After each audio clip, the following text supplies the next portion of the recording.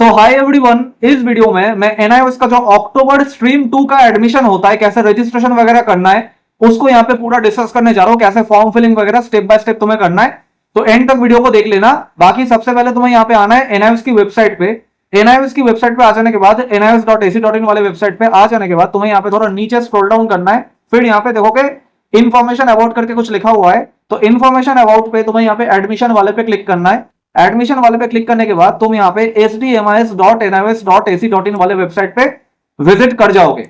फिर यहाँ पे hdmis.nios.ac.in वाले वेबसाइट पे आने के बाद तुम्हें यहाँ पे मेनू बटन पे ये 3 लाइंस पे क्लिक करना है। फिर यहाँ पे क्लिक करने के बाद यहाँ पे एडमिशन वाले पे क्लिक करना है। एडमिशन वाले पे क्लिक करने के बाद यहाँ पे एकेडमिक वाले पे क्लिक करना है। फिर यहाँ पे देखो स्ट्रीम 2 ओपन करके लिखा है, इस पे क्लिक करना है। तो यही से सारा तुम्हारा रजिस्ट्रेशन वगैरह A to Z यही से होगा। अब देखो फॉर्म फिलिंग तो स्टेप बाय स्टेप सब कुछ हो जाएगा, लेकिन उससे पहले कुछ चीजें समझो। यहाँ पे मैं वीडियो में पूरा कोशिश करता हूं कि तुम्हें A to Z क्लैरिटी मिल जाए, लेकिन उसके बाद भी कोई पूरा वीडियो नहीं देखता या कंसेप्ट को नहीं समझता, और नहीं समझने के बाद या उठ पटन तरीके से समझने के बाद उल्टा पुल्टा कुछ भी कर देता है। जैसा मैंने एक पिछला वीडियो बनाया, वहां पे मैंने बता दिया कि एनआईओएस का जो ऑन डिमांड एग्जाम है जून टू सितंबर, उसका फॉर्म फिलिंग कैसे करते। तो एक्चुअली ऑन डिमांड एक अलग चीज है, और यहाँ पे जो अभी बता रहा हूं यहाँ पे अक्टूबर स्ट्रीम 2, ठीक है, अक्टूबर स्ट्रीम 2 ये एक अलग चीज है, ऑन डिमांड एक अलग चीज है। और इस भाई का कमेंट देखो उस वीडियो पे, वो कैसी गलती इन्होंने कर रखी है। ठीक है, मैंने वहां पे ऑन डिमांड का फॉर्म कैसे भरते उसके बारे में बताया था जून टू सितंबर, और इन्होंने भर लिया अक्टूबर वाला फॉर्म। फिर जाकर भी क्या पूछ रहे थे वो भाई, वीडियो से मेरी काफी चीजें सॉर्ट हो गई, बट रजिस्टर करते टाइम स्लॉट बुकिंग का ऑप्शन नहीं आया। मैंने स्ट्रीम 2 ब्लॉक 1 में रजिस्ट्रेशन किया था। अरे भाई, वो वीडियो मैंने बनाया ऑन डिमांड के लिए, और इन्होंने स्ट्रीम 2 में रजिस्ट्रेशन किया, तो पूछ रहा है कि मतलब स्लॉट बुकिंग का ऑप्शन नहीं आ रहा। तो स्लॉट बुकिंग का ऑप्शन अक्टूबर वाले स्ट्रीम 2 में कैसे आएगा? यहां पे नहीं आता स्लॉट बुकिंग का ऑप्शन। स्लॉट बुकिंग का ऑप्शन ऑन डिमांड वाले में रहता है। तो प्लीज ये सब खिचड़ी मत पकाओ, मैं डिटेल में एक एक चीज तोड़ तोड़ के तुम्हें सिखा रहा हूं, तो आराम से सीखो भाई। वो एक अलग चीज है, ये एक अलग चीज है, इसके साथ उसका मिला के फिर पूछ रहा है कि मंदिर तो पहुंच गया लेकिन भगवान कहां पे। भाई ऐसा तो नहीं होता ना। तो प्लीज चीजों को समझो, पहले अच्छे से समझ लो, नहीं तो ऐसे ही भटकते रहोगे। ठीक है, तो ये गलतियां नहीं करना भाई, ये सारी चीजें नहीं करना। समझ में आ रहा है? और कमेंट में किसी का कुछ ज्ञान लेके कुछ भी उठपटंग तरीके का डिसीजन यहाँ पे मत लेना। तो देखो, इसके लिए हमारे पास एक बेहतरीन सी चीज है। अब वो क्या है? 1-to-1 counselling.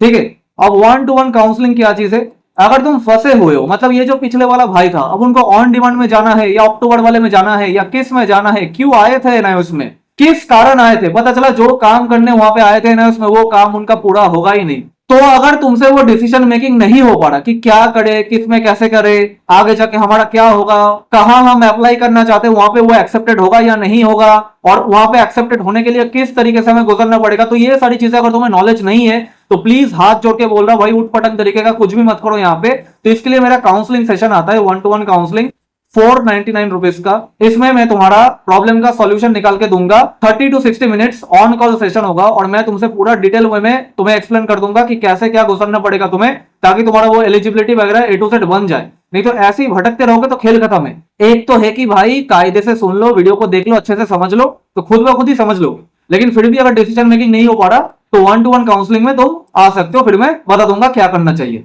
तो उसके लिए डिस्क्रिप्शन बॉक्स में जाओ, डिस्क्रिप्शन बॉक्स में, ठीक है, डिस्क्रिप्शन बॉक्स में जाओ इस वीडियो के, फिर वहां पे लिंक पे विजिट करके अपना name, email ID, phone number fill up करके पेमेंट कर दो। फिर मैं तुमसे कांटेक्ट कर लूंगा, फिर मैं तुम्हें बता दूंगा कि क्या करना चाहिए। तो भाई स्टार्ट करते हैं। लेकिन अगेन मैं फिर से बोल रहा हूं, वीडियो को पूरा पहले एंड तक देखो, पहले एक एक स्ट्रक्चर यहाँ पे समझो, फिर जाके फॉर्म फिलिंग में हाथ लगाओ। उससे पहले फॉर्म फिलिंग वगैरह मत करना, नहीं तो पता चला कि भाई उल्टा पुल्टा इधर का उधर का कुछ भी मतलब करके फिर एडमिशन तुम्हारा फंस गया, कंफर्म ही नहीं हो रहा। तो उस तरीके से नहीं भाई, अच्छे से समझ लो ना, टाइम लेकर अच्छे से समझो। यहाँ पे कोई लिमिटेड सीट का कुछ चक्कर नहीं है। तो स्टेट या यूनियन टेरिटरी, भाई तुम कौन से स्टेट से हो? ठीक है, तो ये भाई साहब हमारे पास जो था ये ओडिशा से था, तो ओडिशा पे इन्होंने सिलेक्ट किया। ये स्टेट कैसे डिसाइड होता है? तो तुम्हारा जो आधार कार्ड है, ठीक है, आधार कार्ड, तो आधार कार्ड जिस वाले स्टेट से रजिस्टर्ड है वही वाला स्टेट यहाँ पे तुम्हें बिठाना है। ठीक है, ध्यान रखे भाई। फिर यहाँ पे आइडेंटिटी टाइप पे यहाँ पे आधार बिठाना है। फिर यहाँ पे आइडेंटिटी नंबर पे यहाँ पे आधार का नंबर यहाँ पे तुम्हें देना है। ठीक है, आधार कार्ड का जो नंबर आता है तुम्हारा, वो यहाँ पे फिलअप करना है, और कोई स्पेस नहीं देना है। ऐसा होगा ना कि मान लो 39231786, ये स्पेस मत छोड़ना भाई। यहाँ पे डायरेक्ट ऐसे तुम्हें लिखना पड़ेगा 39231786, ऐसे करके तुम्हें लिखना पड़ेगा, स्पेस वगैरह मत छोड़ना। तो फाइनली आधार कार्ड के अकॉर्डिंग स्टेट हमें अपना यहाँ पे फिलअप करना है। फिर आइडेंटिटी टाइप में आधार कार्ड यहाँ पे सिलेक्ट कर लेना है। फिर आइडेंटिटी नंबर में तुम्हारा जो आधार कार्ड का नंबर है वही यहाँ पे फिलअप करना है। फिर कोर्स अप्लाइंग फॉर यहाँ पे सीनियर सेकेंडरी मतलब क्लास 12 का, और अगर कोई 10th में लेना चाहता है तो उसका सेकेंडरी आएगा, ठीक है, सेकेंडरी। और एक और चीज इसमें कौन कौन आ सकता है पहले सुन लो। अगर तुम्हें यहाँ से 12th करना है, 12th का एग्जाम देना है, तुम्हें या तो 12th में पास होना पड़ेगा, नहीं तो 12th में फेल या कंपार्टमेंट होना पड़ेगा। अगर तुम 10th पास हो या 11th पास हो या 11th फेल कंपार्ट हो तो तुम यहां से 12th का एग्जाम नहीं दे सकते। अगर तुम 10th पास हो, 11th पास हो, 11th फेल कंपार्ट हो तो तुम्हें 12th का एग्जाम देना पड़ेगा अप्रैल 2027 में, अप्रैल 2027 में, नहीं तो अक्टूबर 2027 में। दूसरा एक और अक्टूबर आता है, ये वाला जो अक्टूबर है ये है स्ट्रीम 2 ब्लॉक 1, और वो वाला जो अक्टूबर है वो है स्ट्रीम 1 ब्लॉक 2। ठीक है भाई, ध्यान रखे, तो खिचड़ी नहीं करने का। तो इसमें वही आ सकता है जो या तो 12th में पास है, नहीं तो 12th में फेल या कंपार्टमेंट है। अब 12th पास वाला कोई अगर है तो उसको अप टू 4 सब्जेक्ट मिलेगा, अप टू 4 सब्जेक्ट मिलेगा। और 12th फेल कंपार्ट वाला इसको 5 सब्जेक्ट मिल जाएगा, 5 to 7 सब्जेक्ट मिल जाएगा, मिनिमम 5 मैक्सिमम 7। तो जो फेल कंपार्ट वाला है वो क्यों आएगा यहाँ पे? अरे भाई 12 पास होने आएगा, है ना। और जो 12 पास ऑलरेडी है वो क्यों आ रहा है यहाँ पे? भाई मान लो कोई सब्जेक्ट ऐड करवाने आ रहा है, या तो एडिशनल मैथ, नहीं तो एडिशनल बायो, ये सब कुछ करने आ रहा है, नहीं तो पीसीबी ले रहा है यहाँ पे, इंग्लिश पीसीबी, ऐसा कुछ करने आ रहा है ना। तो ये जो सिस्टम है कि मैं ऑलरेडी 12 पास हूं और मैं यहाँ पे अप टू 4 सब्जेक्ट ले रहा हूँ, ठीक है। मान लो तुम्हारे ये वाले बोर्ड से तुम ऑलरेडी 12 पास थे, 5 सब्जेक्ट था वहां पे, और तुम यहाँ से एनआईएस बोर्ड से अप टू 4 सब्जेक्ट यहाँ पे ले रहे हो, या तो 2 ले रहे हो, नहीं तो 3 ले रहे हो, नहीं तो 4 ले रहे हो, नहीं तो 1 ले रहे हो, ठीक है। तो ये जो 2 मार्कशीट का कॉम्बिनेशन है, ये जो 2 मार्कशीट का कॉम्बिनेशन है, ये कहां पे अप्लाई करना है वहां जाके पूछो। जैसे मेन 2 जगह का मैं बता देता हूं, जेई में एक्सेप्टेड नहीं होता, ठीक है, नीट में हो जाता है, नीट में हो जाता है। अगर दोनों मार्कशीट मिलाकर तुम्हारे पास इंग्लिश पीसीबी का कॉम्बिनेशन है और एक बोर्ड से तुम 12th पास हो तो नीट में हो जाता है, मगर जेई में नहीं होता, ध्यान रखें। बाकी कहां पे अप्लाई करना है वहां जा जाके पता करो। और अगर कोई 12th में फेल या कंपार्टमेंट है और वो यहां से 5 सब्जेक्ट कर रहा है मिनिमम, ठीक है, मिनिमम 5 सब्जेक्ट यहां पे कर रहा है, तो वो हर जगह एलिजिबल है, 100% हर जगह एलिजिबल है। जेई बोल लो, नीट बोल लो, सीवीटी बोल लो, हर जगह एलिजिबल है। तो ये फंडा क्लियर हुआ। और ऐसे सिमिलर केस कोई अगर 10th करना चाहता है यहां से, तो 10th के लिए या तो 10th में पास होना पड़ेगा, अप टू 4 मिलेगा, ठीक है। कहां अप्लाई करना है वहां जाके पूछो। और नहीं तो 10th में फेल या कंपार्टमेंट होना पड़ेगा, 5 सब्जेक्ट से लेकर 7 सब्जेक्ट तक मिल जाएगा, फिर वो हर जगह एलिजिबल होगा। तुम्हें सीबीएसई के स्कूल, आईसीएसई के स्कूल या कहीं पे भी तुम अप्लाई करना चाहो वो चीज हर जगह एलिजिबल होगा। भैया हमने कभी स्कूलिंग नहीं किया, हम सेल्फ डिक्लेरेशन देके 10th करना चाहते, तो इसके लिए तुम्हें इस वाले में पॉसिबल नहीं होगा। तुम्हें अगेन अप्रैल 2027 नहीं तो अक्टूबर 2027 स्ट्रीम 1 ब्लॉक 2 वाला अक्टूबर, ठीक है, ये वाला अक्टूबर नहीं। देखो कुछ लोग क्या होता बोलते हैं वीडियो बहुत लंबा हो गया, एक्स्ट्रा बोल रहे हो। तुम्हें अगर नहीं सुनना मत सुनो, जो मर्जी आता है करो, लेकिन एक एक जो पॉइंट है वो अगर मैं डिस्कस ना करूं, यहाँ पे कई तरीके के स्टूडेंट आते तो मुझे सबको देख के यहाँ पे चलना है। तुम्हें क्या होता है अगर नहीं सुना तो यहाँ पे जो मांगते हैं ना एडमिशन के 5,000 रुपए दे दो, 10,000 दे दो, 15,000 दे दो, 20,000 दे दो, 50,000 दे दो, 1 लाख रुपीज दे दो, है ना, 1 लाख। तो जो ये लोग पैसा ब्रोकर एजेंट लोग मांगते तुमसे, तुम उनके पास जा सकते हो, जो मर्जी आता है करो। लेकिन मैं यहाँ पे कुछ तुम्हें सिखा रहा हूं, तुम्हें पता होना चाहिए एलिजिबिलिटी वगैरह, ये सारा कुछ वैलिडिटी, ये सब कुछ पता होना चाहिए, तब जाके खुद ब खुद तुम्हें अपना फॉर्म फिल करना चाहिए, क्योंकि अपना ट्रांसपेरेंसी अपने पास रखना इज द बेस्ट वे। तो अगर वीडियो लंबा हो गया, देखना तुम्हें पसंद नहीं है तो मत देखो भाई, जो मर्जी आता है करो, लेकिन मैं तो यहाँ पे एक एक चीज क्लियर करके बताऊंगा। नेक्स्ट भाई, फिर यहाँ पे सबमिट पे क्लिक करना, फिर बेसिक डिटेल्स भरेंगे।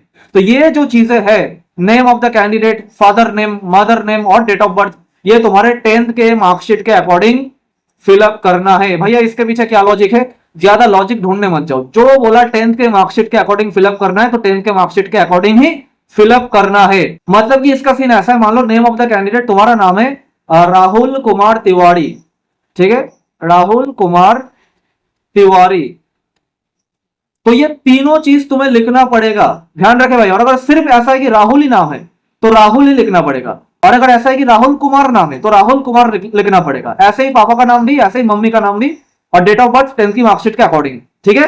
10th की मार्कशीट में जैसे है वैसे ही लिखना, नहीं लिखोगे एडमिशन कंफर्म नहीं होगा, साफ सीधी बात है। जेंडर भाई मेल फीमेल ट्रांसजेंडर यहाँ पे अवेलेबल है, चेक कर लेना। फिर यहाँ पे आधार नंबर, जो तुम्हारा मतलब कि स्टूडेंट का आधार कार्ड का नंबर है वही यहाँ पे बिठाया जाएगा, ऑब्वियस सी बात है। और फिर तुम्हें यहाँ पे अपना मोबाइल नंबर और ईमेल आईडी फिलअप करना है, ये दोनों चीज बहुत क्रूशियल है। इसी में तुम्हें एनआईएस वाले सारे अपना मतलब इंफॉर्मेशन भेजेंगे कि भैया फीस कितना लगा, एडमिशन कंफर्म हुआ कि नहीं हुआ या कुछ गलती हुई, तुम्हारे ईमेल आईडी पे भेजा जाएगा। तो ईमेल आईडी बहुत क्रूशियल होता है। तो ऐसा कोई ईमेल आईडी और मोबाइल नंबर यहाँ पे रखना जो कि कम से कम रिजल्ट आने तक तुम्हारे साथ रहे, ठीक है। ऐसा कोई ईमेल आईडी या मोबाइल नंबर यहाँ पे फिलअप करना और खुद का फिलअप करना, ऐसा नहीं किसी ताऊ जी का मामा जी का फिलअप करके दिए, ऐसा मत करना भाई। फिर यहाँ पे जनरेट ओटीपी पे क्लिक कर देना, तो ओटीपी जाएगा तुम्हारे ईमेल आईडी पे और मोबाइल नंबर पे। हाँ, यहाँ पे जो तुम्हारा ईमेल और मोबाइल नंबर पे ओटीपी आया उसको सही सलामत यहाँ पे फिलअप करके सबमिट पे क्लिक कर देना, तो ये डेटा मतलब जो रिकॉर्ड सेव हो जाएगा एनआईओएस के स्टूडेंट डेटाबेस पे, ठीक है। अब वो क्या होता है समझाते हैं अभी। फिर बेसिक डिटेल्स के उधर ऐसा कुछ तुम्हारा रिकॉर्ड यहाँ पे शो करने लगेगा। भैया यहाँ पे तो आधार नंबर हमारा शो नहीं कर रहा, तो आधार नंबर शो नहीं होता, लेकिन वो फिलअप हो चुका है, टेंशन ना लो भाई। तो यहाँ पे रिकॉर्ड यहाँ पे सेव हो जाएगा। और अगर तुम्हें लगे कि कुछ गलती हुई, 10th की मार्कशीट के अकॉर्डिंग मैंने अपना फादर का नाम या मम्मी का नाम ऐसा कुछ मैंने स्पेलिंग मिस्टेक कर दिया, ऐसा कुछ हो गया, तो डिलीट योर रिकॉर्ड तुम यहाँ पे कर सकते हो और दोबारा फिर से भर सकते हो इन सारी चीजों को, ठीक है। तो डिलीट योर रिकॉर्ड करने वाला ऑप्शन भी आ गया। लेकिन अगर सही सलामत भरोगे तो क्यों करना पड़ेगा तुम्हें डिलीट योर रिकॉर्ड। और भैया ऐसा है कि मान लो कोई 4 GB रैम वाले मोबाइल में हम चला रहे थे, तो वहां पे ऐसा हुआ फॉर्म भरते भरते ये वेबसाइट मतलब रिफ्रेश हो गया। तो अब रिफ्रेश हो गया तो हमें डर लग रहा है कि भाई इस वाले पेज पे हम कैसे विजिट करेंगे, अब तो हो ही नहीं रहा। तो भाई जब तुम ईमेल और जो तुम्हारा मोबाइल है इसका ओटीपी वहां पे सबमिट कर देते हो, इसका ओटीपी यहाँ पे सबमिट कर देते हो और ये जो स्टूडेंट डेटाबेस पे तुम्हारा रिकॉर्ड यहाँ पे छप जाता है, तो इसके बाद क्या होता है ना, एनआईओएस वाले तुम्हारे रजिस्टर्ड ईमेल पे, ठीक है, एनआईओएस वाले तुम्हारे रजिस्टर्ड ईमेल पे वही वाला ईमेल जो तुमने यहाँ पे फिलअप किया, इसी ईमेल पे एक लॉगिन आईडी, ठीक है, एक लॉगिन आईडी और पासवर्ड भेजते। पासवर्ड कुछ विचित्र काइंड ऑफ होता है ना। ऐसा मान लो पासवर्ड हो गया कि UZ3IQ हैशटैग, है ना, ऐसा कुछ काइंड ऑफ पासवर्ड वो लोग भेज देते। तो वो पासवर्ड तुम यूज करके, और लॉगिन आईडी क्या होता है, ये जो ईमेल आईडी है यही तुम्हारा लॉगिन आईडी है और पासवर्ड कहां पे है, एनआईओएस वालों ने भेजा है उस ईमेल आईडी पे। तो अगर रिफ्रेश हो गया, अगर रिफ्रेश नहीं हुआ बढ़िया डिवाइस से करो तो रिफ्रेश नहीं होगा, लेकिन अगर रिफ्रेश हो गया तो तुम उसको वापस लॉगिन करके यही वाला पेज से फॉर्म फिलअप कर सकते हो। तो वो कैसे होता है दिखा देते भाई। तो यहाँ पे तुम्हें गूगल में लिखना पड़ेगा एनआईओएस लॉगिन या एनआईओएस स्टूडेंट लॉगिन। तो sdms.nioes.ac.in वाले वेबसाइट पे इस वाले पे विजिट करना पड़ेगा लॉगिन करके। फिर जब तुम वहां पे विजिट करोगे तुमसे बोलेगा कि भाई ईमेल आईडी बिठाओ और पासवर्ड बिठाओ अपना, फिर लॉगिन करो, ठीक है। ऐसा कुछ इंटरफेस वहां पे आएगा। तो ईमेल आईडी पे वही वाला रजिस्टर्ड ईमेल आईडी तुम्हें वहां पे फिलअप करना है, मतलब कि जो यूजर नेम या जो ईमेल आईडी का ऑप्शन आता है, मतलब यूजर नेम ही तुम्हारा ईमेल आईडी है, ठीक है, उस पे वो फिलअप करना है। और पासवर्ड एनआईओएस वालों ने भेजा होगा तुम्हारे रजिस्टर्ड ईमेल आईडी पे, वही वाला पासवर्ड वहां पे यूज करना है। फिर लॉगिन पे क्लिक करना है, तो लॉगिन हो जाएगा। फिर जाके तुम्हारे नाम के इधर पे क्लिक करना है, फिर डैशबोर्ड पे क्लिक करना है, ठीक है। तो डैशबोर्ड वाले पे जब क्लिक करोगे तो ये वाला इंटरफेस तुम्हारे सामने खुल जाएगा। एंड उसके बाद क्या करना है, ये जो येलो बॉक्स है एप्लीकेशन स्टेटस, यहाँ पे रिव्यू फॉर्म करके एक ऑप्शन है, तो रिव्यू फॉर्म पे जब क्लिक करोगे वापस तुम्हारा ये वाला फॉर्म खुल जाएगा एंड तुम आराम से अपना फॉर्म फिलअप दोबारा कर सकते हो। तो अगर रिफ्रेश हो गया फॉर्म फिलअप करते करते तो घबराने की कोई बात नहीं है, इस तरीके से हो जाएगा। और वो जो ईमेल आईडी और पासवर्ड है उसको जिंदगी भर के लिए याद रखना, काम आएगा आगे जाके। अब एड्रेस फिलअप करना है, तो एड्रेस का फंडा क्या है देखो समझो भाई। अगर तुम वेस्ट बंगाल के रहने वाले हो, आधार कार्ड तुम्हारा वेस्ट बंगाल का ही है, ठीक है, वेस्ट बंगाल के तुम रहने वाले हो, आधार कार्ड का रजिस्ट्रेशन भी वेस्ट बंगाल का ही है। और आधार कार्ड का जो एड्रेस है, आधार कार्ड ऐसे होता है ना भाई, फिर यहाँ पे जो फ्रंट साइड होता है यहाँ पे तुम्हारा आइडेंटिटी प्रूफ होता है, और ये जो बैक साइड होता है यहाँ पे तुम्हारा एड्रेस प्रूफ होता है, ठीक है, एड्रेस। तो जो आधार कार्ड का जो एड्रेस है वो भी अगर वेस्ट बंगाल का है, और साथ ही साथ इस कंडीशन में तुम यही चाहते हो कि मुझे वेस्ट बंगाल में ही स्टडी सेंटर अपना सिलेक्ट करना है, तो यहाँ पे अगर सीन ऐसा है, तुम वेस्ट बंगाल के रहने वाले हो, तुम्हें वेस्ट बंगाल में ही एग्जाम देना है, और क्या कहते हैं तुम्हें जेईई मेंस में जो स्टेट कोटा है, जेईई मेंस में जो स्टेट कोटा है वो भी वेस्ट बंगाल में ही चाहिए, मतलब कि हमें एनआईटी दुर्गापुर से ही मतलब है, ठीक है, दुर्गापुर, एनआईटी दुर्गापुर से ही हमें मतलब है, हमें इसी स्टेट का स्टेट कोटा चाहिए और हम रहने वाले भी यही के हैं। तो परमानेंट और कोरेस्पॉन्डेंस एड्रेस सेम रख लेना, सेम ही रखना पड़ेगा इस केस में। लेकिन भैया हम वेस्ट बंगाल के तो रहने वाले हैं, आधार कार्ड में एड्रेस हमारा वेस्ट बंगाल है, रेसिडेंशियल भी हम वेस्ट बंगाल में है, लेकिन हम ना वेस्ट बंगाल में एग्जाम नहीं देना चाहते, एनआईओएस का एग्जाम वेस्ट बंगाल में हम नहीं देना चाहते। तो कहां देना चाहते भैया, हम देना चाहते दिल्ली में। दिल्ली में क्यों देना चाहते, ताकि दिल्ली से अगर हम 12 का एग्जाम देंगे तो वहां पे क्या होगा, हमें स्टेट कोटा मिल जाएगा दिल्ली का, डीटीयू, एनएसयूटी, एनआईटी दिल्ली, ये सब हम टारगेट कर पाएंगे। अच्छा बढ़िया स्कीम है। तो उसके लिए क्या वेस्ट बंगाल वाले आधार कार्ड के साथ काम बनेगा, बिल्कुल नहीं बनेगा। तो उसके लिए दिल्ली में तुम्हें दिखाना पड़ेगा कि रेंट एग्रीमेंट, ठीक है, रेंट एग्रीमेंट दिल्ली में दिखाओ भाई, तुम कहां रहते हो, उनसे एक रेंट एग्रीमेंट बनवाओ और फिर जाकर जो दिल्ली का एड्रेस है वो कोरेस्पॉन्डेंस वाले पे फिल करो, और वेस्ट बंगाल का जो एड्रेस है वो परमानेंट वाले पे फिल करो। यहाँ पे वेस्ट बंगाल का एड्रेस परमानेंट वाले पे अकॉर्डिंग टू आधार, और यहाँ पे तुम्हारा क्या कहते हैं दिल्ली का address according to rent agreement. इस तरीके से फिलअप करो, फिर जाके तुम्हें दिल्ली में स्टडी सेंटर सिलेक्ट करने का मौका मिलेगा, दिल्ली से क्लास 12 देने का मौका मिलेगा, और दिल्ली का तुम्हें स्टेट कोटा जेईई मेंस में मिलेगा। यहाँ पे परमानेंट एड्रेस पे तुम्हें अपना आधार के अकॉर्डिंग ही फिल करना है, चाहे तुम वेस्ट बंगाल के रहने वाले हो और वेस्ट बंगाल में ही एग्जाम देना है तब भी यहाँ पे आधार के अकॉर्डिंग परमानेंट एड्रेस भरना है। और क्या कहते हैं अगर तुम वेस्ट बंगाल के रहने वाले हो, वेस्ट बंगाल का आधार कार्ड है और तुम दिल्ली में एग्जाम देना चाहते हो तब भी तुम्हें परमानेंट एड्रेस में आधार के अकॉर्डिंग ही फिलअप करना है भाई, ध्यान रखे।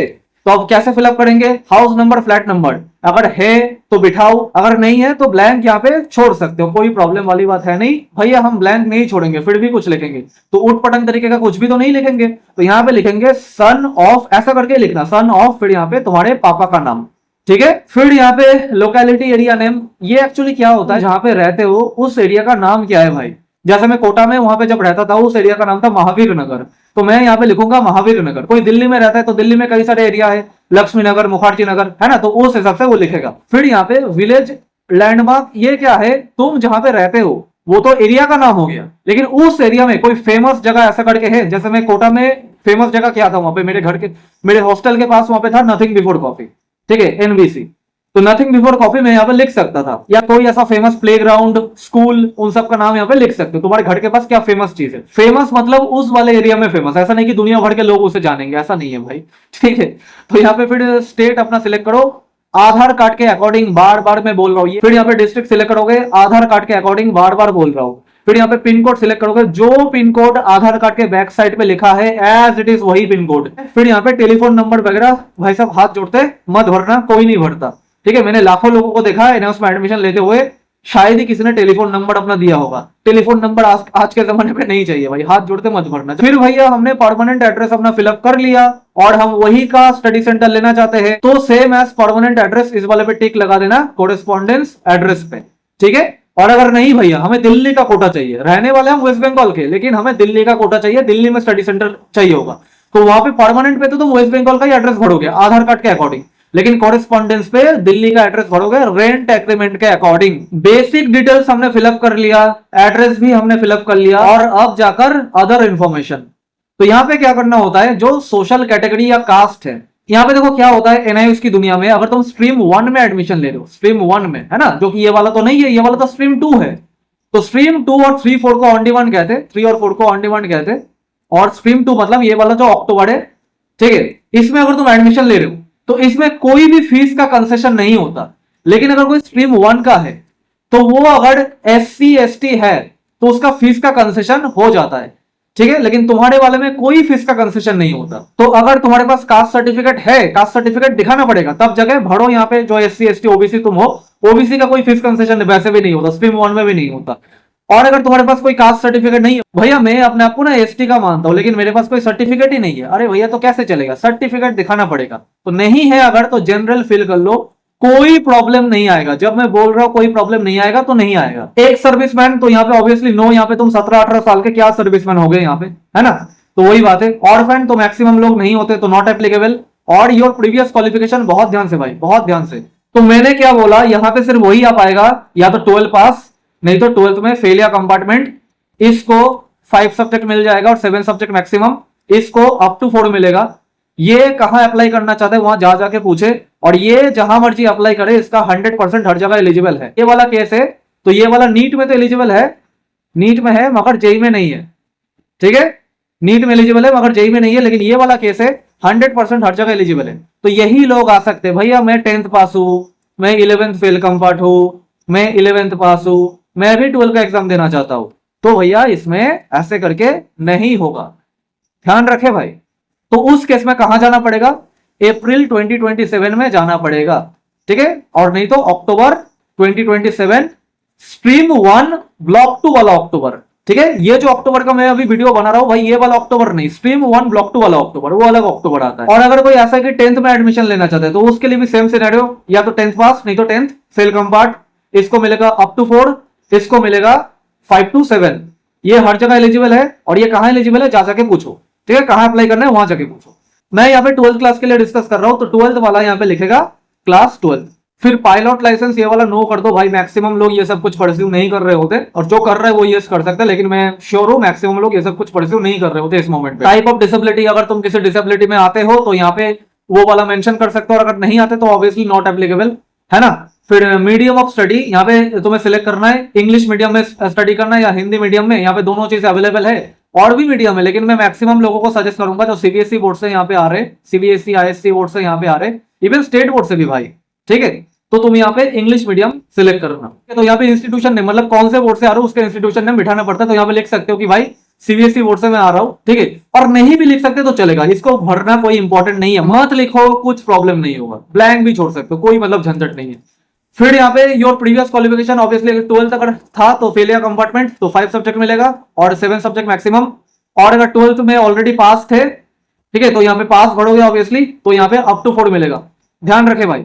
और पार्ट एडमिशन और डुअल एनरोलमेंट बहुत बहुत इंपॉर्टेंट है। यहाँ पे देखो, अगर कोई 12th में फेल या कंपार्टमेंट था, है ना, 12th में फेल या कंपार्टमेंट यहाँ पे फिलअप कर दिया उसने, तो वो गलती से भी यहाँ पे पार्ट एडमिशन को यस नहीं करेगा, ठीक है, गलती से भी यस नहीं करेगा, वो नो करेगा। क्योंकि पता है, अगर तुम्हें पार्ट एडमिशन यस कर दोगे, अगर पार्ट एडमिशन तुम यस कर दोगे तो तुम्हें 4 सब्जेक्ट से ज्यादा सब्जेक्ट का शो नहीं होगा। प्रॉब्लम क्या होगा भैया, तुम थे कहीं से 12th में फेल या कंपार्ट, यहाँ पे क्यों आए हो एनआईएस बोर्ड में, एनआईएस बोर्ड में यहाँ पे क्यों आए थे, 12 पास होने आए थे ना। तो जब उस वाले बोर्ड में भी 12 फेल कंपार्ट थे और एनआईएस बोर्ड में अगर 4 सब्जेक्ट लोगे तो कैसे 12th पास होगे भाई, 5 सब्जेक्ट लेना पड़ेगा ना, और 5 सब्जेक्ट मिलेगा नहीं अगर तुमने पार्ट एडमिशन यस कर रखा है। और अगर कोई 12th में पास है ना, 12th अगर पास है तो ऑब्वियसली 12th पास को अप टू 4 ही मिलेगा, तो वो वाला यहाँ पे पार्ट एडमिशन को यस करेगा, ठीक है। लेकिन अगर कोई 12th में फेल या कंपार्टमेंट है, गलती से भी पार्ट एडमिशन को यस नहीं करेगा, नो करेगा, ध्यान रखे भाई। 10th का बोर्ड एग्जाम में आप 12th का एग्जाम देने चलो तो ये 10th पास तो तुम्हें होना ही पड़ेगा ना भाई, है ना। पिछले वाले बोर्ड से अगर फेल कंपार्ट थे तब भी तो 10th पास हुए थे ना, तभी जाके फेल कंपार्ट 12th में हुए हो। ईयर ऑफ पासिंग 10th का क्या होगा, तो देखो ईयर ऑफ पासिंग के लिए रिजल्ट डिक्लेयर किस दिन को हुआ था, रिजल्ट डिक्लेयर किस वाले, डिक्लेयर का स्पेलिंग अगर गलत है तो माफ करना, किस वाले ईयर को हुआ था वही होगा तुम्हारा ईयर ऑफ पासिंग, ठीक है। किस वाले साल में तुम 10th पहली बार लाइफ में पास किए थे। फिर यहाँ पे तुम 10th का बोर्ड एग्जाम का रोल नंबर लिखोगे, कोई आईसीएससी वाला है तो उसका आता है यूनिक आईडी, ठीक है, यूनिक आईडी। और सीबीएसई वाले का तो रोल नंबर ही लिखा हुआ रहता है, तो आराम से कोई प्रॉब्लम नहीं आएगा। और यहाँ पे जैसे देखो, ये वाला स्टूडेंट आईसीएससी बोर्ड का था, 2024 में 10th पास किया, तो यहाँ पे लिख दिया council for the Indian school certificate examination, लिख सकते हो यहाँ पे।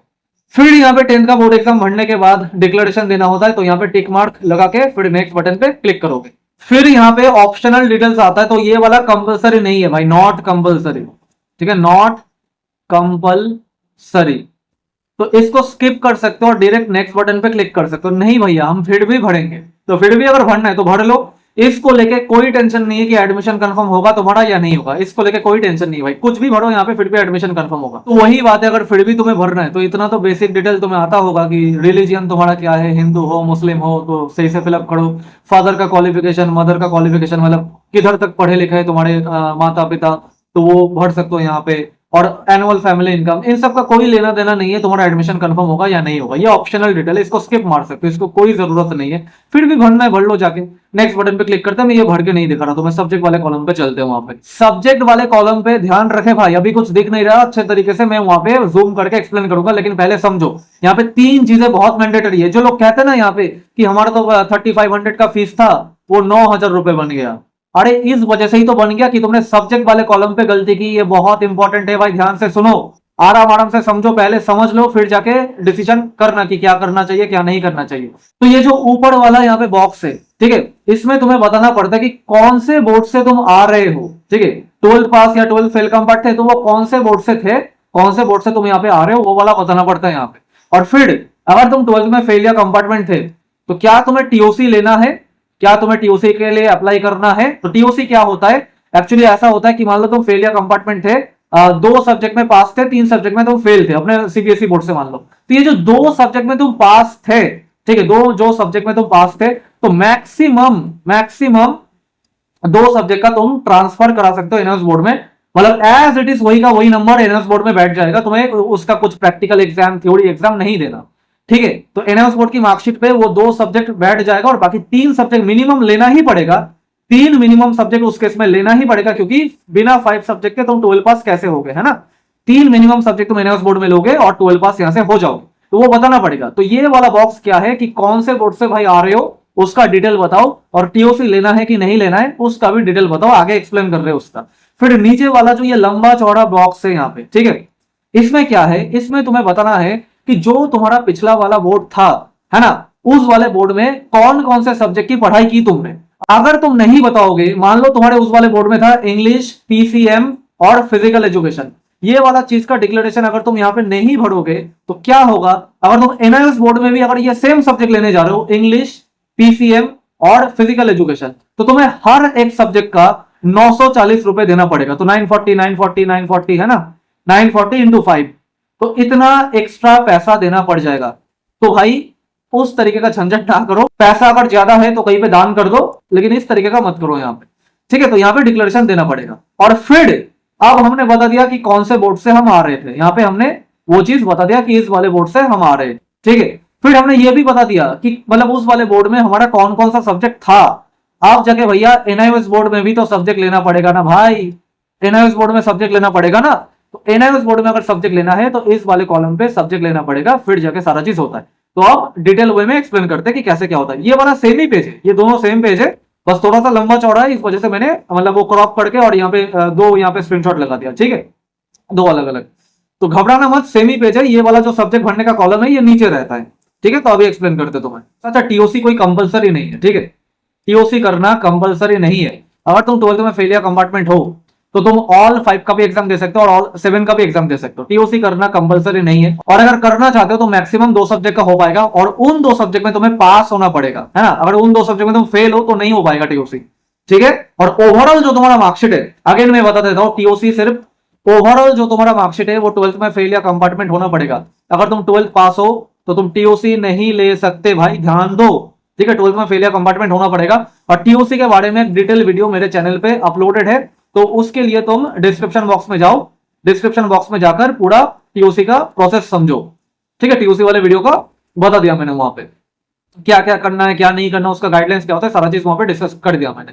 तो ध्यान रखे भाई, 12 पास वालों को टीओसी नहीं मिलता। टीओसी लेने के लिए 12th में फेल या कंपार्टमेंट होना पड़ेगा, मार्कशीट पे फेल, एसेंशियल रिपीट, कंपार्टमेंट ऐसा लिखा हुआ होना चाहिए, और फिर जगह टीओसी तुम्हारा हो पाएगा। कुछ केसेस ऐसा है, ध्यान दो, मैं एक एक चीज यहाँ पे डिस्कस कर रहा हूँ कि भैया मान लीजिए हमारे पास 6 सब्जेक्ट था, 5 सब्जेक्ट में हम ओवरऑल पास थे, है ना, 12 पास थे हम, लेकिन एक सब्जेक्ट में मान लो मैथ में हमारा आरटी लग गया, क्रॉस लग गया, ठीक है, मतलब फेल हो गए, तो इस वाले केस में क्या हम टीओसी ले पाएंगे? तो बिल्कुल नहीं ले पाओगे।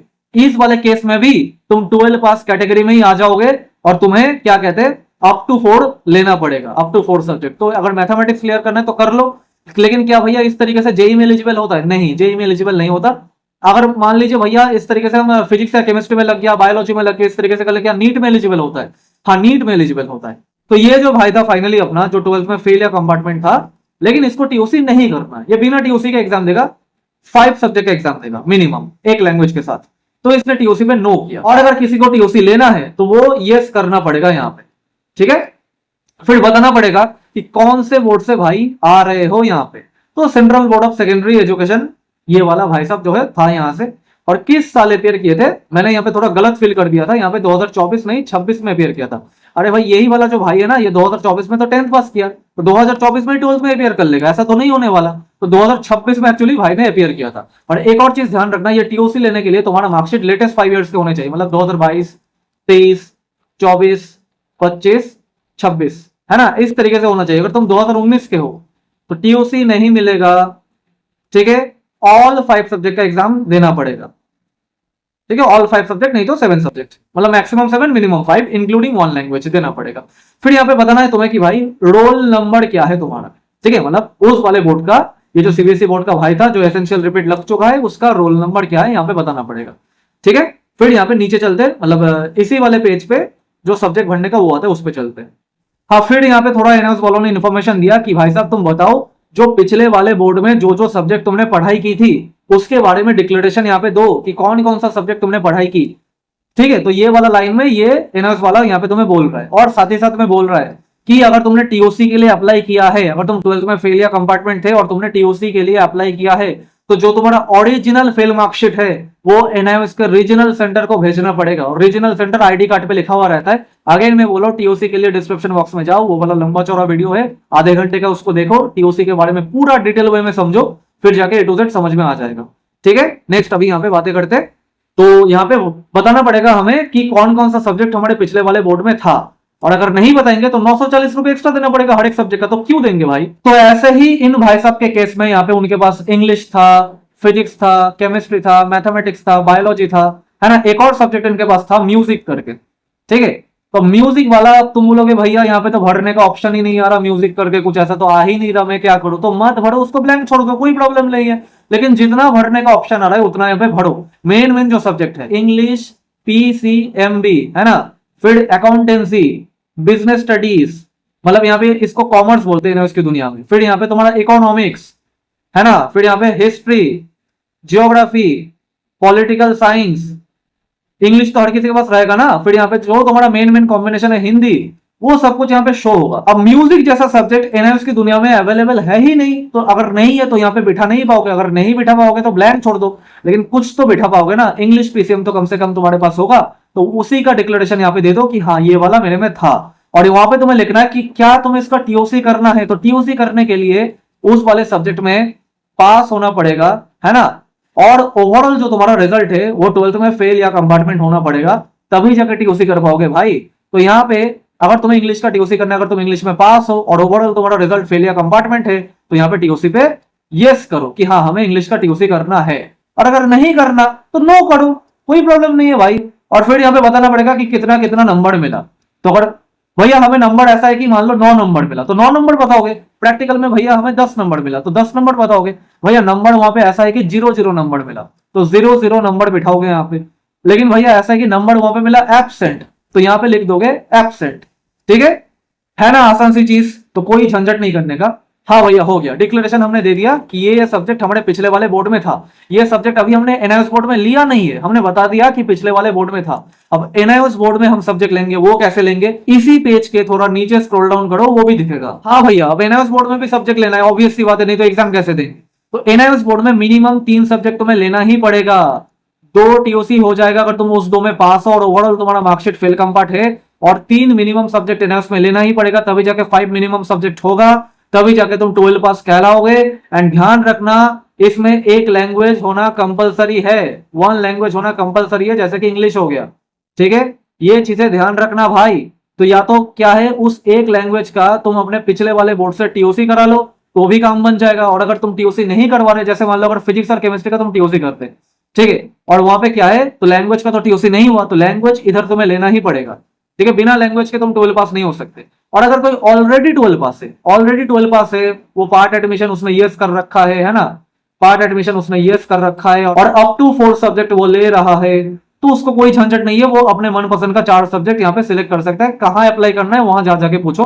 बाकी जो 12 फेल कंपार्ट वाला था, 5 सब्जेक्ट करेगा, वो हर जगह एप्लीकेबल है। तो यहाँ पे इस भाई का केस क्या था, 12 fail compart but no TOC. TOC हमें नहीं करना भैया, बहुत खराब नंबर था। इंग्लिश में हमारा था 54 मार्क्स और जो म्यूजिक में उसमें 83 था, लेकिन म्यूजिक का टीओसी होता ही नहीं है। क्यों नहीं होता है? क्योंकि म्यूजिक तो एनआईओएस बोर्ड में अवेलेबल है ही नहीं, इस वजह से नहीं होता। तो यहाँ पे इस भाई ने क्या लिया, टीओसी तो इसने लिया नहीं है, तो मिनिमम 5 सब्जेक्ट इंक्लूडिंग 1 लैंग्वेज लेना ही पड़ेगा। तो एक लैंग्वेज भाई ने उठा लिया इंग्लिश, ठीक है, यहां से उठा लिया।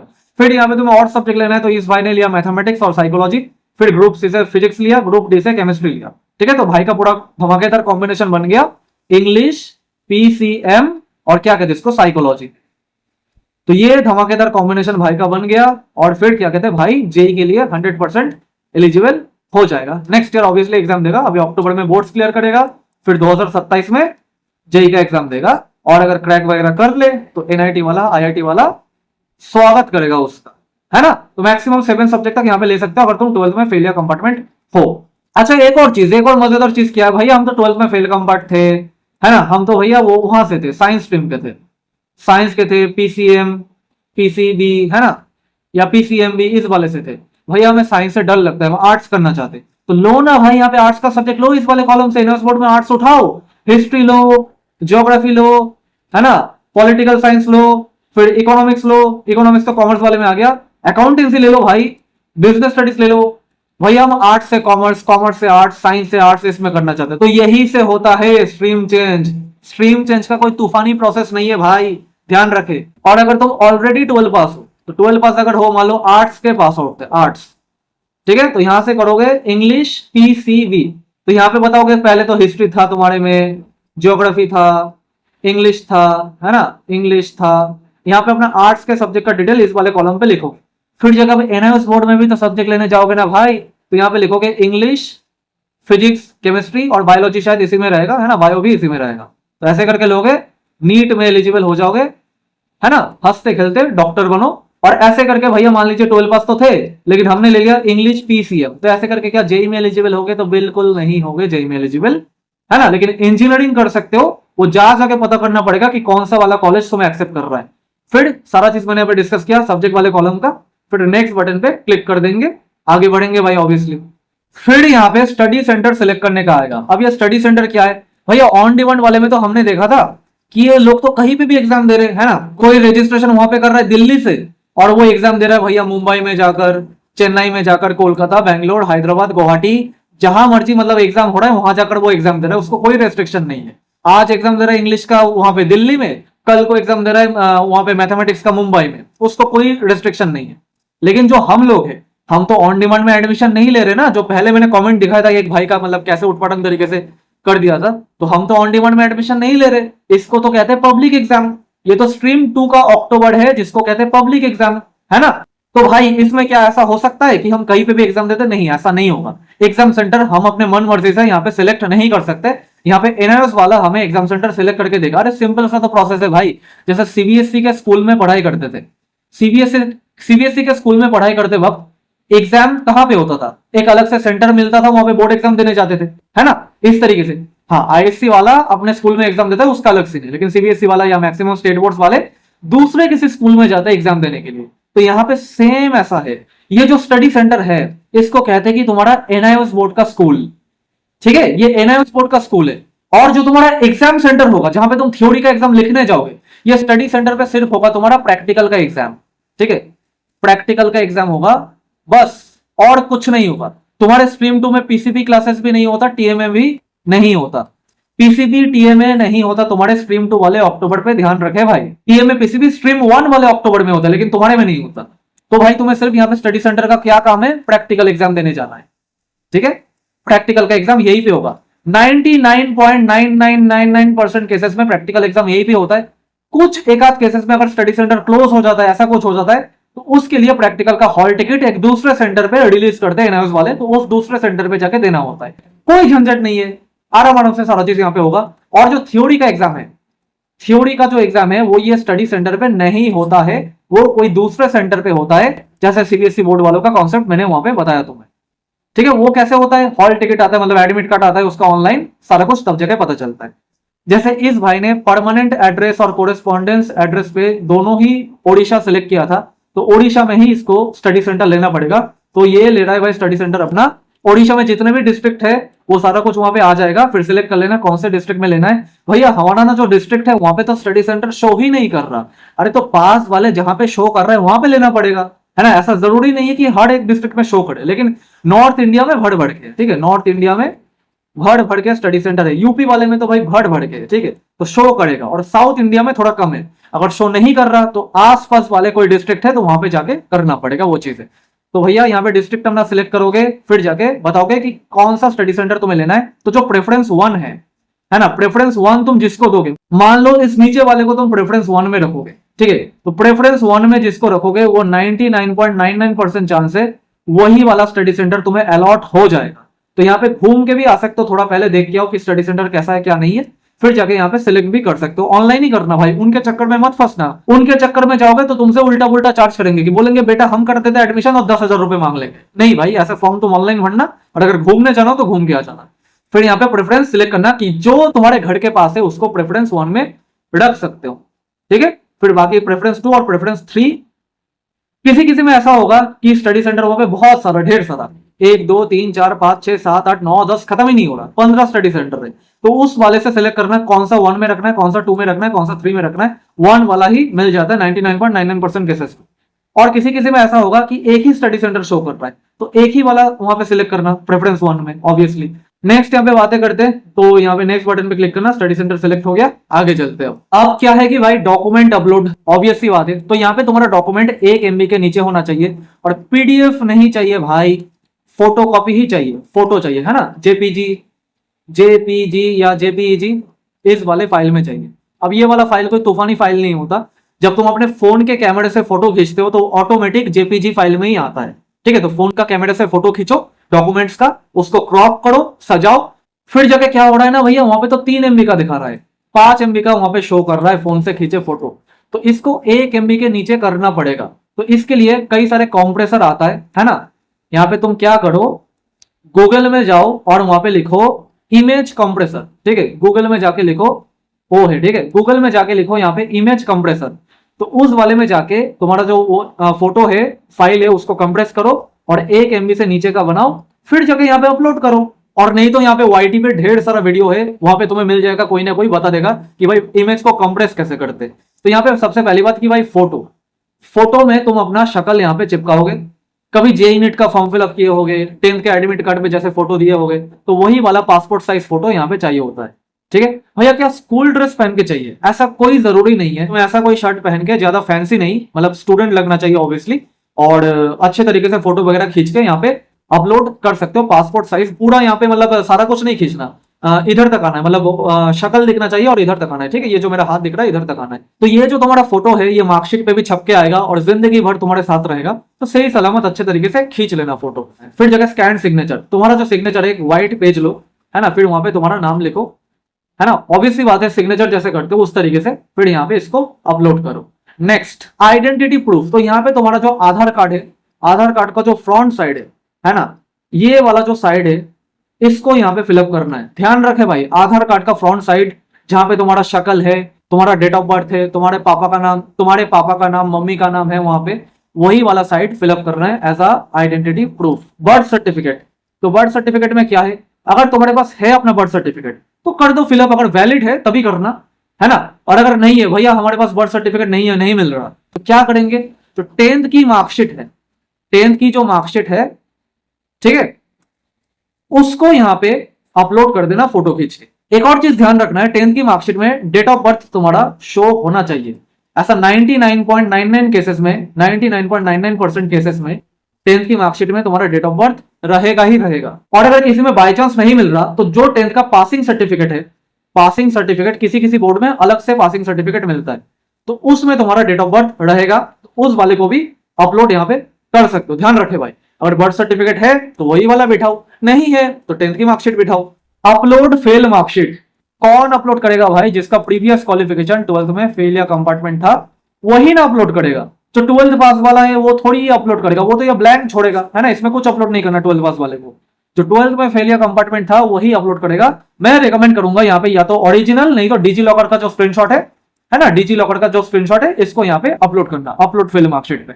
फिर यहाँ पे प्रीवियस क्वालिफिकेशन सर्टिफिकेट, अब या तो तुम 12th पास हो, नहीं तो तुम 12th फेल कंपार्ट हो, तो जो 12th फेल कंपार्ट है उसने तो पहले अपना फेल मार्कशीट यहाँ पे अपलोड कर दिया, उसके साथ साथ यहाँ पे भी उसको 12th का फेल कंपार्ट वाला मार्कशीट अपलोड करना पड़ेगा, क्योंकि यही मार्कशीट उसका फेल मार्कशीट भी है, यही मार्कशीट उसका प्रीवियस क्वालिफिकेशन मार्कशीट भी है, यही ना है तुम्हारा प्रीवियस क्वालिफिकेशन 12th फेल कंपार्ट। अब कोई स्टूडेंट वहां पे देख रहा है कमेंट में लिख रहा है क्या भैया मैं 11th पास बता सकता हूं अपने आपको, नहीं भाई 11th पास तुम्हारा प्रीवियस क्वालिफिकेशन नहीं है, प्रीवियस क्वालिफिकेशन तुम्हारा 12th फेल कंपार्ट ही है, जो तुम फॉर्म में उधर डिक्लेरेशन भी दे चुके हो, और यही वाला फिलअप यहाँ पे मतलब अपलोड यहाँ पे करना पड़ेगा। तो डिजी लॉकर का स्क्रीनशॉट खींचो, अपलोड कर दो, और नहीं तो ओरिजिनल वाला है तो ओरिजिनल वाले का अपलोड कर दो। भैया मेरा प्रीवियस क्वालिफिकेशन 12 पास था, मैंने डिक्लेरेशन दे दिया और मैं यहाँ पे अप टू 4 सब्जेक्ट करने आया हूँ, तो तुम यहाँ पे ऑब्वियसली बात है 12 पास वाला मार्कशीट फिलअप करोगे।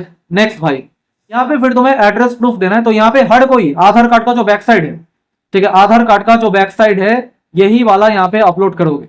जिसका परमानेंट और कोरेस्पॉन्डेंस एड्रेस सेम है वो भी यही वाला अपलोड करेगा, जिसका परमानेंट और कोरेस्पॉन्डेंस एड्रेस अलग है वो भी आधार कार्ड का बैक साइड यहाँ पे अपलोड करेगा। ध्यान रखे भाई।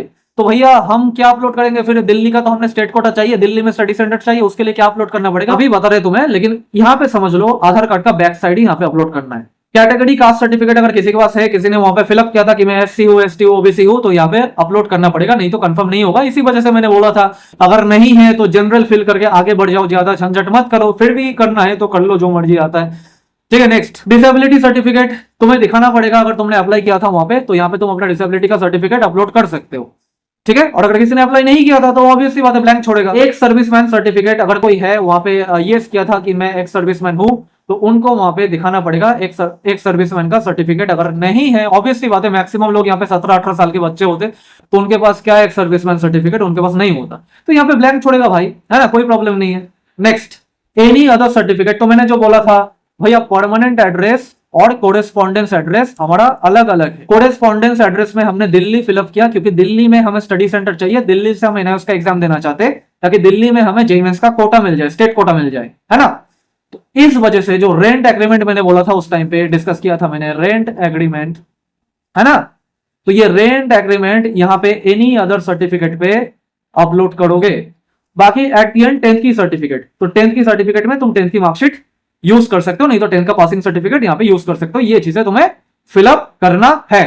फिर यहाँ पे नेक्स्ट बटन पे क्लिक कर देना। तो ये सारा कुछ इंटरफेस आ चुका है। बोल रहा है कि भाई रिव्यू कर लो कि डिटेल सही है या गलत है। अगर कुछ गलत लगे तो यहाँ से ये जो पेन का आइकॉन देख रहे हो इस पे क्लिक करके चेंज भी कर सकते हो। तो यहाँ पे चेक कर लेना क्या डिटेल तुम्हारा सही है या गलत है, स्पेलिंग वगैरह, नाम का स्पेलिंग, ये सारा कुछ एक बार क्रॉस चेक कर लेना पेमेंट करने से पहले। पेमेंट करने से पहले चेक कर लेना, तभी जाकर चेंजेस अच्छे तरीके से होता है। पेमेंट करने के बाद थोड़ा मुश्किल हो जाता है। तुम बोलोगे भैया यहाँ पे आधार नंबर, यहाँ पे आइडेंटिटी नंबर ये विजिबल नहीं है, तो ये विजिबल नहीं रहता, लेकिन वो फिलअप हो चुका है, टेंशन ना लो। और वहां पे ऊपर बोलोगे कि भैया रेफरेंस नंबर वहां पे दिख नहीं रहा, अरे तो रेफरेंस नंबर तब जाके दिखेगा जब जाके तुम पेमेंट करोगे। पेमेंट जब करोगे तभी जाके रेफरेंस नंबर दिखेगा, उससे पहले नहीं दिखेगा। तो ये कुछ चीजें ब्लैंक रहता है, बाकी जो चीजें ब्लैंक नहीं है उसको सही ढंग से चेक कर लेना, क्रॉस चेक कर लेना पेमेंट करने से पहले। फिर पैसा कितना लगेगा वो तुम्हारा बन के यहाँ पे आ जाएगा, उसको पेमेंट करना है। फीस का भी हिसाब किताब दिखाते हैं कि कैसे क्या होता है, ताकि कुछ भी गड़बड़ी ना हो तुम्हारे साथ। तो ये जो स्टूडेंट है इसका फीस कुछ इतना रुपए बन के आया। क्यों बन के आया, एक चीज समझो, ये रजिस्ट्रेशन फीस इसमें, और ये ऑनलाइन ट्रांजेक्शन का 70 रुपीज, मतलब हर एक ट्रांजेक्शन का एनआईएस की दुनिया में 70 रुपीज देना पड़ता है। तो ये क्यों बन के आया अभी मैं तुम्हें समझा रहा हूँ, फिर बाद में जाके बताएंगे कि पेमेंट वगैरह कैसे करना होता है, वो भी सिखा देंगे। तो देखो भाई अपना कैसा था, सीबीएसई बोर्ड से फेल या कंपार्टमेंट था। एनआईएस बोर्ड में क्यों आया भाई, 12th पास होने आया था, है ना। तो सीबीएसई बोर्ड में उसका डिटेल क्या क्या था, इंग्लिश था, म्यूजिक था, physics, chemistry, math, biology, 6 subject था, जिसमें से वो पीसीएमबी में उसका आरटी है, मतलब कि एसेंशियल रिपीट वाला स्टूडेंट था, और इंग्लिश और म्यूजिक में पास था। मगर म्यूजिक का टीओसी एनआईएस की दुनिया में होता नहीं है, इस वजह से भाई ने म्यूजिक का टीओसी नहीं लिया। और क्यों नहीं होता, क्योंकि एनआईएस की दुनिया में वो सब्जेक्ट अवेलेबल ही नहीं है, तो कैसे होगा टीओसी, ठीक है। और फिर इंग्लिश का टीओसी भाई ने क्यों नहीं लिया, क्योंकि इंग्लिश में भी भाई का 50s के रेंज में कुछ मार्क्स था, इस वजह से टीओसी वीओसी नहीं लिया। तो भाई ने क्या किया, एनआईएस की दुनिया में सब्जेक्ट उठाया, इंग्लिश का भी एग्जाम देगा, फिजिक्स का देगा, केमिस्ट्री का देगा, मैथ का देगा, साइकोलॉजी का देगा। तो हर एक सब्जेक्ट का रजिस्ट्रेशन फीस 620 रुपीज भरना पड़ेगा, ठीक है। फिर एग्जाम फीस बढ़ेगा, नॉन प्रैक्टिकल सब्जेक्ट जैसे इंग्लिश है 300, और प्रैक्टिकल सब्जेक्ट जैसे फिजिक्स केमिस्ट्री है 450 रुपीज, ठीक है। मैथ और साइकोलॉजी नॉन प्रैक्टिकल तो 300 इतना फीस लगेगा। टीओसी का कोई फीस नहीं देना, इसको क्यों नहीं देना, क्योंकि टीओसी कर ही नहीं रहा, तो क्यों फीस देना है टीओसी का, है ना। और अगर कोई टीओसी वाला है तो उसका भी समझा देंगे, टीओसी का फीस 230 रुपीज होता है। और अगर कोई सब्जेक्ट में टीओसी लेना है तुम्हें सिर्फ और सिर्फ टीओसी का 230 रुपीज देना पड़ता है। ये रजिस्ट्रेशन का फीस भी नहीं देना पड़ता, एग्जाम फीस भी नहीं देना पड़ता। और चेंज एट का कोई फीस यहाँ पे इंग्लिश में नहीं देना पड़ रहा, फिजिक्स में नहीं देना, केमिस्ट्री में नहीं देना, मैथ्स में नहीं देना, लेकिन साइकोलॉजी में चेंज एट का फीस देना है। क्यों देना है, क्योंकि साइकोलॉजी भाई के पिछले वाले बोर्ड में नहीं था, है ना, इस वजह से यहाँ पे देना पड़ेगा 940 रुपीज। तो यहाँ पे जब टोटल मिलाओगे, ये सब कुछ जोड़ लोगे, तो इतना रुपए बनेगा 5840, और 70 रुपीज हर एक ऑनलाइन ट्रांजैक्शन का। तो इस वजह से इनको इतना देना पड़ा। एक और केस तुम्हें समझा देते कि भैया इस बार केस ऐसा है, मान लीजिए 12th में फेल या कंपार्टमेंट थे और 12th पास होना चाहते, तो हमने क्या किया, एनआईएस बोर्ड की दुनिया में हमने ऐसा किया, ये रजिस्ट्रेशन फीस है, एग्जाम फीस है, चेंज एट का फीस है, और टीओसी का फीस है ना। तो हमारे पास सब्जेक्ट था पिछले वाले बोर्ड में इंग्लिश, हिंदी, पीसीएम, और पीसीएम का हमें एग्जाम देना है तो इसका रजिस्ट्रेशन फीस लगेगा, है ना, एग्जाम फीस भी लगेगा। एग्जाम फीस कितना, फिजिक्स का 450, केमिस्ट्री का 450, मैथ्स का 300 क्योंकि नॉन प्रैक्टिकल, चेंज एट का कुछ नहीं लगेगा क्योंकि ये सब कुछ हमारे पिछले वाले बोर्ड में अवेलेबल था। टीओसी का कुछ नहीं देना क्योंकि टीओसी नहीं कर पा रहे। बाकी इंग्लिश और हिंदी का टीओसी करेंगे तो 230 और 230 इतना रुपए देना है। बाकी 70 रुपीज हर एक ऑनलाइन ट्रांजेक्शन के साथ देना है। तो ये वाला केस जब तुम गिनोगे तो इस भाई का कुछ अमाउंट बन के आ जाएगा 3590 रुपीज। ठीक है, ये सबसे सस्ता केस है। और जो टीओसी जिस सब्जेक्ट में तुम्हें लेना है उसका रजिस्ट्रेशन फीस या एग्जाम फीस या चेंजर का फीस नहीं देना पड़ता। तो भाई फीस भरने का कैसा सिस्टम है, वहां पे तुम्हारे में दिखेगा। मैंने यहाँ पे अपना स्टूडेंट डैशबोर्ड लॉगिन कर लिया, मतलब तुम्हें इंटरफेस दिखाने के लिए। तो क्या करना, उसमें जो सीएससी का जो ऑप्शन होता है ना, एक आता है तुम्हें सीएससी करके। ठीक है, सीएससी मतलब होता है कॉमन सर्विस सेंटर, उस वाले पे क्लिक मत करना। सीएससी को छोड़ करके जितने भी ऑप्शन है उस पे क्लिक करना। और सबसे जो बेहतरीन होता है यूबीआई होता है। अब सीएससी वाले पे क्यों क्लिक नहीं करना, सीएससी मेरे यहाँ पे शो नहीं कर रहा लेकिन तुम्हारे वाले में करेगा। सीएससी पे इसलिए क्लिक नहीं करना क्योंकि वो होता है जन सुविधा केंद्र, मतलब कि वो जो फॉर्म भरने का काम करते हैं साइबर कैफे वाले, मतलब जो गवर्नमेंट के द्वारा सर्टिफाइड साइबर कैफे वाले लोग हैं, उनके लिए होता है। तो कुछ लोग कहते हैं ना यहाँ पे उसकी दुनिया में कि हम सीएससी है, ऑथोराइज्ड है, ये है वो है, तो उनके लिए होता है वो वाला चीज। बाकी के ऑप्शंस पे क्लिक करना है। मैं कहूंगा यूबीआई वाला सबसे बेस्ट ऑप्शन है, पे नाउ पे क्लिक करना। तो डेस्कटॉप मोड में ले जाने के बाद तुम्हें यहाँ पे क्यूआर कोड वगैरह मिल जाएगा। शो ऑल पे क्लिक करोगे और ऑल पेमेंट ऑप्शन में स्कैन एंड पे क्लिक करोगे। फिर जनरेट क्यूआर कोड करके तुम यहाँ पे स्कैन करके पेमेंट कर दो। फिर जाके तुम्हारा पेमेंट सक्सेसफुल अगर हो गया, तुम्हारे ईमेल पे मैसेज आएगा, मतलब ईमेल पे मेल जाएगा कि रजिस्ट्रेशन सक्सेसफुली हो गया, पेमेंट कंफर्म हो चुका है, ऐसा कुछ का मैसेज जाएगा। तुम्हारे मोबाइल नंबर पे भी जाएगा। एंड ऑब्वियस सी बात है, अगर पैसा कट चुका है, पेमेंट सक्सेसफुली चला गया, तो ये चीज हो जाएगा। अगर मान लो पैसा कट चुका है तुम्हारे बैंक अकाउंट से लेकिन पेमेंट सक्सेसफुली यहाँ पे नहीं हुआ, तो टेंशन लेने की कोई बात नहीं है। एक हफ्ते के अंदर अंदर या मैक्सिमम 48 आवर्स के अंदर अंदर वो पैसा तुम्हारे बैंक में फिर से रिफंड हो जाएगा। ये मतलब रेयर केसेस है, 1 आउट ऑफ 1000 वाला केस है, तो उसको लेकर डरना नहीं है भाई, आराम से। गवर्नमेंट तुम्हारा पैसा मार के नहीं खाएगा भाई। अब पेमेंट सक्सेसफुल हो जाने के बाद क्या चीज है यहाँ पे तुम्हें ध्यान रखना है अपना। अब तुम यहाँ पे देखना, जो तुम्हारा एप्लीकेशन स्टेटस वाला ये बॉक्स है, यहाँ पे स्टेटस में लिखा रहेगा document verification in progress, payment के बाद ये लिखा रहेगा। ठीक है, अब वो वेरीफाई होने में टाइम लगता है, किसी किसी का मान लो 15 दिन में, 20 दिन में, 1 महीना, 1.5 महीना, 2 महीना, 2.5 महीना आराम से कंफर्म होगा। तो अगर कोई गड़बड़ी हुई तो नोटिफिकेशन में वो लोग भेजेंगे, यहाँ पे ऊपर में कॉर्नर में नोटिफिकेशन रहेगा, यहाँ पे वो लोग भेजेंगे कि भैया ये प्रॉब्लम है, 10th की मार्कशीट तुमने गलत अपलोड किया, अपना आधार कार्ड तुम्हारा सही नहीं है, या ऐसा कुछ है जिसके कारण एडमिशन कंफर्म नहीं हो रहा। वो यहाँ पे भेजेंगे और बोलेंगे भैया इसको ठीक करो। इसको ठीक कहाँ से करोगे, तो वही एप्लीकेशन स्टेटस वाले बॉक्स पे जाओ। तो वही एप्लीकेशन स्टेटस वाले बॉक्स पे जाने के बाद रिव्यू फॉर्म में क्लिक करने के बाद वहां से ठीक कर सकते हो। वहां से भी अगर ठीक नहीं हो रहा तो ई सर्विस करके एक बॉक्स है, यहाँ पे अप्लाई पे क्लिक करके ठीक कर सकते हो अपना चीजें। नॉलेज लेना है तो हमारे पास आओ, और कुछ भी करना है तो जो मर्जी आता है करो। यहाँ पे बाकी का लोग जो बताते हैं वो जो मर्जी आता है कर लो। तो यही बात है भाई, अच्छे से पढ़ाई करो, बढ़िया करो लाइफ में।